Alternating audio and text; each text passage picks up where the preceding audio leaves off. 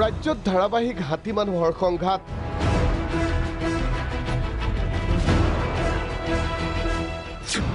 নুমলীগড়ত পৰস্পৰে পৰস্পৰক চোচা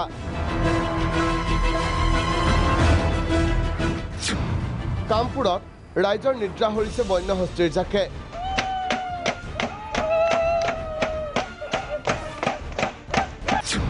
পাঁচটাকৈ বাসগৃহ ভাঙি চুৰমাৰ বন্যহস্তীৰ এই দৃশ্য নুমলীগড়ৰ হাতী মানুহৰ সংঘাত এতিয়া নুমলীগড়ত নৈমিত্তিক ঘটনাত পৰিণত হৈছে বনাঞ্চল সংকুচিত হোৱাৰ বাবে খাদ্যৰ সন্ধানত এতিয়া এনেদৰেই চাহ বাগিচাৰ মাজে মাজে বন্যহস্তীৰ মুক্ত বিচৰণ নিশা হলে গাঁওসমূহত বন্যহস্তীৰ জাকটোৱে চলাই সন্ত্ৰাস হাতী খেদিবলৈ এইসকল লোকৰ আপ্ৰাণ চেষ্টা কিন্তু হাতীৰ জাকটোৱে উভতি নাযায় বনাঞ্চললৈ কাৰণ বনাঞ্চলত নাই পৰ্যাপ্ত খাদ্য সম্ভাৰ সেয়ে পৰস্পৰে পৰস্পৰলৈ এইদৰে লৈছে চোচা হাতীটো আপোনাৰ প্ৰায় আজি এমাহৰ ওচৰা-ওচৰি হ'ল প্ৰায় হাতী আছে আৰু হাতীৰ লগত আপোনাৰ মানুহ ৰাতিপুৱা আহি পায়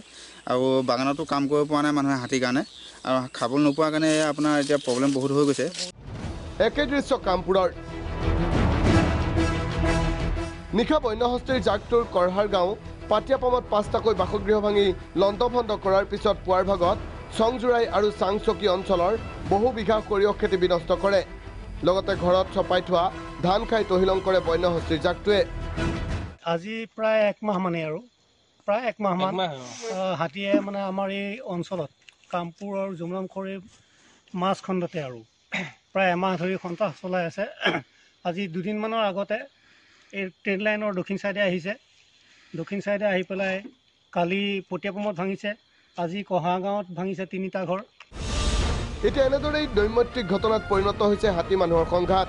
কাৰণ সকলোৱে জানে বনাঞ্চল সংকুচিত হৈছে আৰু ফলত বৃদ্ধি পাইছে পেটৰ ভোক নুমলীগড়ৰ পৰা পৰাগজ্যোতি শইকীয়া আৰু কামপুৰৰ পৰা পুষ্প চৌধুৰী প্ৰাগ নিউজ